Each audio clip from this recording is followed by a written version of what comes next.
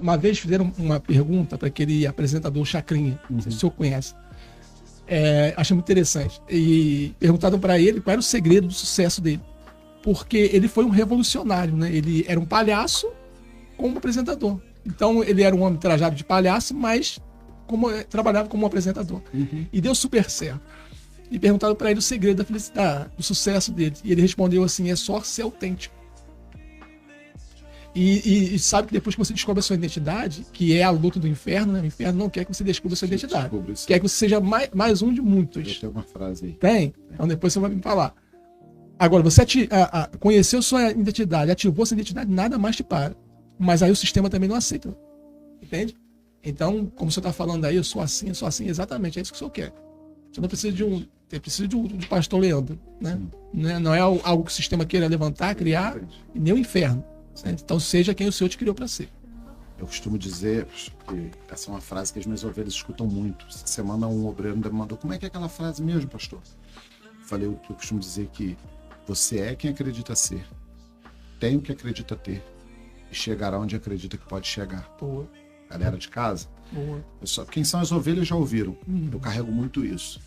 E, por exemplo, o dia que eu fui pregar no Comece Bem agora, que é uma conferência muito grande da Igreja Wesleyana, Metodista Wesleyana, na Central, e eu cheguei lá para pregar e eu falo que eu sou quem eu sou, independente do lugar. Boa. E lá eu ainda falei, gente, deixa eu contar um pouquinho para vocês. Falei lá. Meu pai, de vez em quando, época de aniversário, essas coisas, eu posto foto minha com ele. Eu digo, meu pai não foi pastor. Não foi pastor. A única coisa que meu pai me ensinou, e me ensinou muito, foi ter caráter. Que meu pai comprava fiado na feira. Os antigos têm isso, né, pastor? Eu ia na feira com meu pai, chegava lá, ele comprava, meu pai gostava muito de carne de porco, e eu herdei isso dele. E a gente chegava na feira e ele comprava um monte de coisa e virava as costas, eu falava, não vai pagar não? Vou pagar o quê? Só que o meu pai, se ele viesse aqui e falasse, quanto custa sua casa? Minha casa custa 100 mil. Ele falasse, eu tenho 50 mil e eu vou te pagar 50 vezes de 1.000. Você podia vender que ele ia te pagar. Mas minha mãe comprava nas lojas de Petrópolis. Meu pai sem documento. Sapataria Chouar, meu pai comprou muita coisa pra mim lá.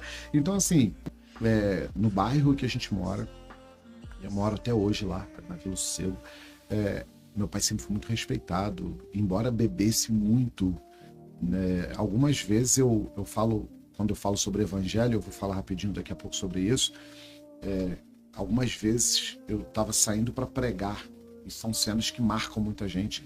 Eu lembro que uma dessas vezes eu estava saindo para pregar de ônibus, para descer para pegar o ônibus, e eu cheguei no bar, meu pai estava apoiado, passando em frente ao bar, meu pai estava apoiado no balcão. E aí eu parei assim, voltei, eu olhei, eu vi que meu pai estava muito embriagado. E aí eu, em cima do horário já para pegar o ônibus, para sair para pregar, eu voltei. Coloquei minha Bíblia em cima do balcão do bar. Quando eu fui falar com ele, ele não estava aguentando ficar em pé. E aí eu abracei ele, deixei minha Bíblia no bar, voltei em casa arrastando ele, deixei ele em casa e saí para pregar. E aí fica até um pensamento, porque às vezes a gente quer ser muito bom no altar, mas aquele dia, o que adiantaria eu chegar na igreja para pregar e o meu pai caído na rua? Então, não, primeiro, o meu ministério, eu falo muito isso, meu ministério... Mas nessa hora o senhor sentiu, teve aquele poder da escolha, né? Necessidade de escolha. Necessidade de escolha, de olhar e falar, peraí, eu vou correndo para a igreja e deixo meu pai aqui, assim, eu sempre fui muito família. Eu sempre fui muito família. E eu falei, não adianta eu chegar no altar, mas primeiro que eu ia ficar desesperado, porque eu ia falar, como é que se meu pai cai na rua, se machuca? Aquela história do samaritano. Né? Sim, eu falei, não, eu vou voltar. Aí voltei, então assim, eu sempre tive muito disso. Então eu falei lá na Wesleyana, eu falei, meu pai não era pastor. Minha mãe é uma mulher de muita oração com a 2ª série primária. Felipe tá aí assistindo, se ele ainda tiver. Os músicos sofriam com ela. Por que sofria? Porque os músicos estavam tocando pro norte, ela estava cantando pro sul. Não tinha afinação nenhuma, mamãe, não tinha não. Eu até cantei o hino que ela gostava lá na igreja quinta-feira, mãe do pastor, mas quando ela cantava bem antigo, né? Deus está aqui. Então, eu nunca vi ela cantar esse hino uma vez desafinado, que a gente não sentisse Deus de fato na igreja. Falei, minha mãe, uma mulher de muita oração, mas sem instrução nenhuma. Meu pai não foi pastor, então não foi ele que fez isso. Claro que a minha mãe teve a contribuição dela na oração, no testemunho de vida, o meu pai no caráter dele. E eu falei, não tive ninguém muito influente na cidade para poder ficar. Ah, não, esse cara tá aqui porque ele tem costa quente, alguém apadrinhou ele. E aí eu digo, se eu cheguei onde eu cheguei, foi por misericórdia, por graça, a gente estava falando. E eu falei, se Deus me trouxe até aqui dessa forma, eu falei, gente, não espere que o Leandro vai mudar. Boa. Nessa que eu preguei na Wesleyana Central, tinha uma pessoa lá que tirou foto, eu sabia que a gente tem uma amiga em comum, mandou foto para essa pessoa e falou, esse pastor é muito maneiro. E aí eu falei, mas como assim que eu sou muito maneiro? Ele falou, cara, diz que tu tava pregando lá. Primeiro que eu cheguei lá, não vou pedir aqui não, porque minhas ovelhas estão ali, falaram pra eu parar de pedir. Eu cheguei lá, eu pedi a garrafa e a caneca da Wesleyana, porque eu achei bonita. Falei, pastor, meu sonho é a garrafa. Não vou te pedir não, fica tranquilo. Eu sei que você sentiu assim, calma, não vou pedir. Não vou pedir, não vou pedir. Pode editar assim, deu uma amnésia rápida aqui, vai. Jogou um verde pra ele. Jogou maduro. Que isso. Então assim, eu falei, gente, eu prefiro ter uma identidade. Você falou, as pessoas precisam descobrir quem elas são. Porque quando eu sei, eu descubro quem eu sou, eu me preocupo muito menos com a opinião das pessoas. Ninguém te para mais, pastor. Não. Não, ninguém para. Depois você... A gente tem que descobrir quem a gente é. Sim. Porque a gente vive num mundo que a gente... primeiro, eu tenho que me preocupar o que Deus pensa de mim e o que eu sei que eu sou. Boa. Quando eu sei quem eu sou, automaticamente eu sei o que Deus pensa sobre mim. E às vezes a gente está tão preocupado, por exemplo, se o Leandro tiver esse jeitão, as pessoas... E assim, diga-se de passagem, eu não tenho entrada só nas igrejas que pode pregar de polo, que prego de camisa de malha, como eu amo pregar assim. Não, eu prego em igreja restauração. Igreja que o pessoal usa véu, e eu vou lá pregar. Eu acho lindo. Me recebem assim, tem uma na Estrada da Saudade ali, que hoje quem tá lá é missionária Miriam, e eu prego lá há muito tempo já, lindo. E eles têm um carinho comigo. Por que eu tenho entrada, por exemplo, na restauração que as pessoas usam véu? Tenho entrada na Assembleia de Deus da Washington Luiz, na Madureira, tenho entrada em qualquer tipo de igreja. Às vezes as pessoas falam, como é que você consegue entrar nessas igrejas? Eu falo, porque eu respeito todo mundo. Quando eu vou na restauração, eu não fui chamado na restauração para pregar sobre doutrina ou alguns costumes. Fui chamado para pregar. Então eu vou lá e prego. Eu tenho o carinho de muitos pastores que são mais idosos. E às vezes as pessoas, Leandro, como é que tu faz para esse pessoal gostar de você? Eu falei, simples, eu respeito a história deles. Eu tenho 37 anos, mas tem pastor aí de 60, 70 anos, que andaram muito a pé, tomaram muita chuva nas costas, que furaram muita sapata de igreja para hoje a gente está pregando na igreja, que eles furaram a sapata. Hoje a gente chega na igreja com celular, hoje a gente chega na igreja, a gente consegue comprar um blazer legal para ir. Mas eles viveram um planta, o outro rega. Quem dá crescimento é Deus? Mas alguém precisou plantar. E o regar é muito mais fácil do que plantar, né, pastor? Não é? A minha esposa, por exemplo, tá lá assistindo agora, ela veio de Patidoférias, o pai dela trabalhava em lavoura de tomate lá. Então, assim, eu às vezes, tem até bastante tempo que a gente não vai lá. Hoje, Patidoférias está muito com estufas, então melhorou muito. Mas na época do pai dela, e eu cheguei lá algumas vezes, só plantava lá no morro mesmo, e aí tinha que ir lá limpar, tinha que arar a terra, fazer todo aquele processo. Então, trazendo isso para a igreja ou para o ministério, hoje para a gente está muito fácil. Sim. Hoje, quantas pessoas a gente consegue alcançar através de um momento desse? Hoje a gente posta alguma coisa no Instagram e a gente alcança o mundo.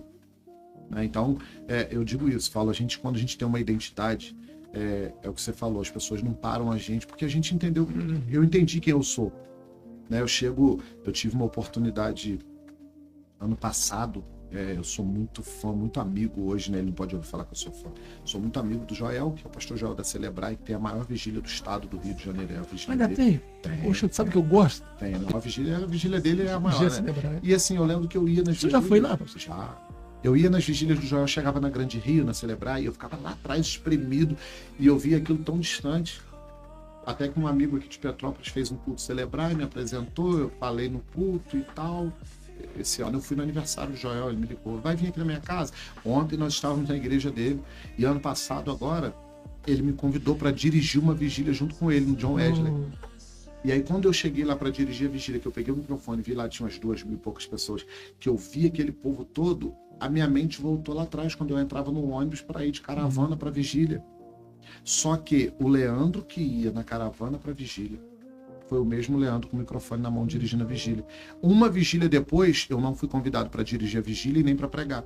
Mas eu estava lá sentado na primeira fileira, cultuando. E não fiz questão de subir. Sentei na primeira fileira, com todo mundo para cultuar. Por quê? Porque eu sei quem eu sou. Hoje as pessoas olham e quando eu falo sobre identidade, eu falo sobre isso, eu falo, gente, eu não posso mudar quem eu sou por causa do lugar que eu estou. Ah, Leandro, poxa, mas você tem uma posição. Tá, eu tenho uma posição que eu nem mereço ter. É graça, né, pastor? É graça, porque eu volto a falar, minha mãe com a 2ª série primária, meu pai não foi pastor, não tem influência de nenhum grande pastor. Então, se hoje eu acesso esses lugares, eu preciso entender que não é por mérito, é por graça. Né? E aí nós ficamos lá, parei em junho na igreja, julho, agosto, setembro, outubro, novembro, dezembro, nós fizemos encerramento na igreja, e aí o Plínio que estava assistindo, não sei se ainda está, ele é o tesoureiro lá da igreja, e a gente arrecadando com cantina e tal, e ele falou, pastor, a igreja tem um valor aqui, o que nós vamos fazer?